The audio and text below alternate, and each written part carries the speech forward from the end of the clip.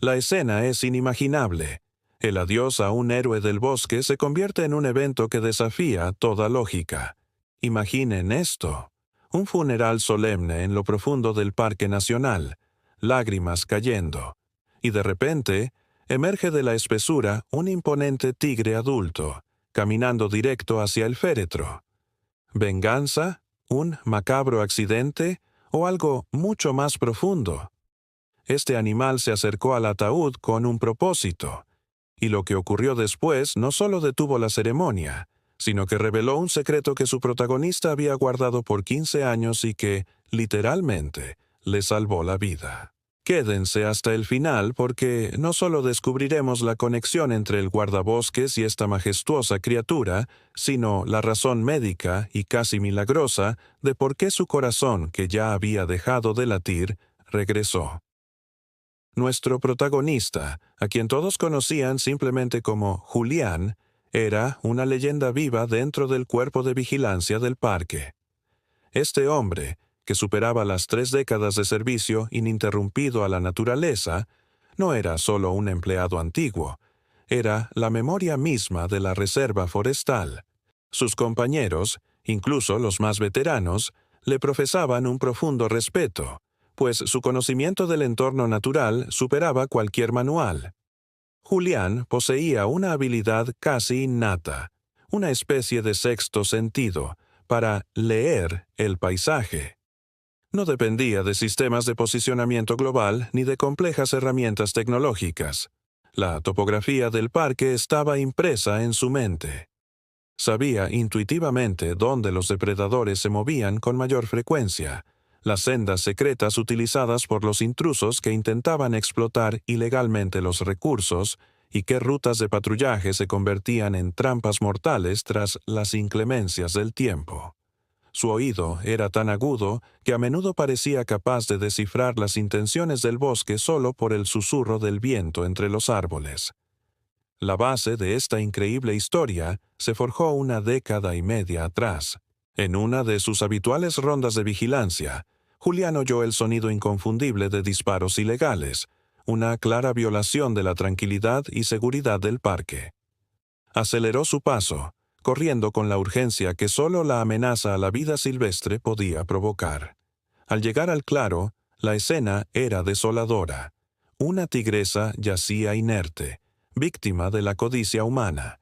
Pero la tragedia tenía un matiz de esperanza. Escondidos precariamente tras una mata de vegetación, encontró a 2 cachorros indefensos, ambos heridos. Uno de ellos apenas podía sostenerse. Su extremidad delantera estaba gravemente comprometida. El otro presentaba una herida abierta en el flanco. El protocolo oficial era claro. Debía informar de inmediato. Sin embargo, Julián dudó. Una certeza lo asaltó. Sabía que los centros de rehabilitación, aunque bien intencionados, a menudo significaban una condena lenta para animales tan jóvenes y traumatizados, incapaces de adaptarse a la reclusión. En un instante de profunda conexión con la naturaleza, tomó una decisión que sellaría su destino. Ignoró la burocracia, cargó con cuidado a las 2 crías y emprendió una marcha extenuante hacia una remota y olvidada cabaña dentro de los límites más inaccesibles de la reserva. Durante semanas, este hombre dedicado se transformó en un enfermero clandestino. Limpió meticulosamente las heridas, administró alimentos con paciencia y les proporcionó el calor y la protección necesarios para superar el frío implacable de la noche. La recuperación fue una batalla diaria de voluntad, especialmente para el cachorro con la pata lesionada. Sus progresos eran lentos, pero constantes. Tras un periodo intensivo de cuidados, ambos animales, ya fortalecidos y capaces de valerse por sí mismos, recuperaron su movilidad. El más afectado, aunque ya corría y se movía con agilidad, conservaba una marca distintiva y permanente, una notoria cicatriz sobre su pata delantera. Cuando finalmente llegó el momento de la liberación, un acto agridulce, Julián los condujo a un lugar seguro en el corazón del bosque y observó cómo se adentraban en su hábitat natural. El momento se grabó en su memoria de forma indeleble. El cachorro marcado se detuvo, Volteó la cabeza y lo miró fijamente por unos segundos, como una silenciosa promesa, antes de seguir a su hermano hacia la maleza. Julián regresó a su rutina, manteniendo este evento como un pacto íntimo con el bosque. El tiempo siguió su curso sin interrupciones. A pesar de los años, Julián a menudo se preguntaba sobre el paradero de aquellos tigres, un pensamiento persistente que lo acompañaba en sus rondas. No había manera de saber si habían sobrevivido a las durezas de la vida salvaje, pero la imagen de aquel cachorro despidiéndose nunca se desvaneció. En ocasiones, mientras recorría los senderos, una sensación extraña lo invadía, la certeza de estar siendo observado por ojos ocultos en la distancia, aunque nunca lograba ver nada. Este sentimiento se hizo más intenso a medida que se acercaba el final de su carrera. Julián estaba a solo 5 días de su jubilación. 30 años de servicio lo habían dejado exhausto, pero la idea de abandonar el bosque le resultaba casi dolorosa. Sentía que su presencia era aún necesaria, una especie de vínculo protector. Su hijo, Nicolás, lo había convencido para mudarse a un pueblo cercano, y sus colegas planeaban una modesta celebración. No obstante, una preocupación lo consumía. Recientes reportes indicaban la presencia de cazadores ilegales en un sector remoto y de difícil acceso del parque. Aunque los guardabosques jóvenes aseguraban poder controlar la situación, Julián, con su vasta experiencia, sentía una profunda desconfianza ante la idea de dejar ese peligro sin neutralizar. Insistió en realizar una definitiva, patrulla de reconocimiento. Su compañero sería Esteban, un joven guardabosques con solo 2 años en la labor. El jefe de la estación, reacio a poner en riesgo a un hombre a punto de retirarse, accedió bajo la estricta condición de que la incursión fuera breve, de apenas unas horas. Salieron antes del amanecer. La zona en cuestión era una maraña de vegetación tan densa que las comunicaciones por radio eran inútiles. Tras casi 3 horas de camino sin encontrar señales anómalas, se preparaban para regresar, cuando un estruendo metálico rompió el silencio. Un disparo. Corrieron en dirección al sonido. Lo que encontraron fue una emboscada. 3 hombres armados se ocultaban entre los árboles, uno empuñando un rifle de alto calibre y los otros con mochilas repletas de material de trampeo ilegal. Al intentar acercarse para la intercepción, uno de los cazadores disparó. El impacto derribó a Esteban, quien se desplomó con una herida en la pierna. Julián reaccionó por instinto, lanzándose detrás de una roca para buscar refugio, haciendo lo imposible por cubrir a su joven compañero. El intercambio de disparos era constante, y a pesar de la pericia de Julián, la posición lo dejaba extremadamente vulnerable. Su única prioridad era evitar que Esteban recibiera un segundo impacto. En un intento desesperado por mejorar su ángulo de cobertura, se movió ligeramente, y en ese instante sintió un dolor agudo y expansivo en el pecho. No fue un colapso inmediato. Una extraña lentitud invadió sus sentidos, y una debilidad abrumadora comenzó a apagar su fuerza. Mientras se desplomaba, creyendo que aquel era su último momento de vida, logró vislumbrar algo incomprensible entre el follaje. Una sombra masiva se movía a una velocidad vertiginosa en dirección a los intrusos. Justo antes de que la oscuridad lo envolviera por completo, vio la silueta de un tigre de proporciones gigantescas que se detuvo a su lado. Lo primero y único que logró enfocar fue la pata delantera del animal, una cicatriz larga y prominente, idéntica a la que había dejado en el cachorro que salvó hace tantos años, era claramente visible. La criatura lo observó por un lapso breve pero eterno, y luego el mundo de Julián se disolvió en la negrura.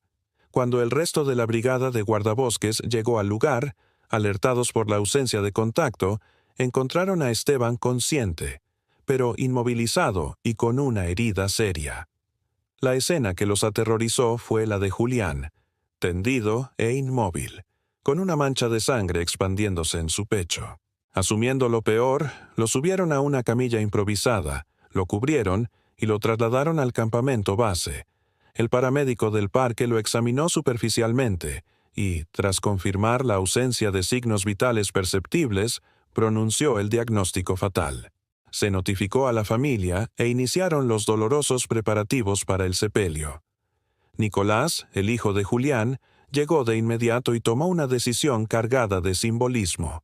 Su padre, cuya vida entera había estado entrelazada con el parque, debía ser despedido allí mismo. Los compañeros aceptaron. La ceremonia se organizó en un sector apacible, cerca del acceso principal, el sitio favorito de Julián para sus momentos de descanso. Montaron una sencilla carpa, colocaron el ataúd cerrado y prepararon un ambiente de duelo. La afluencia fue significativa.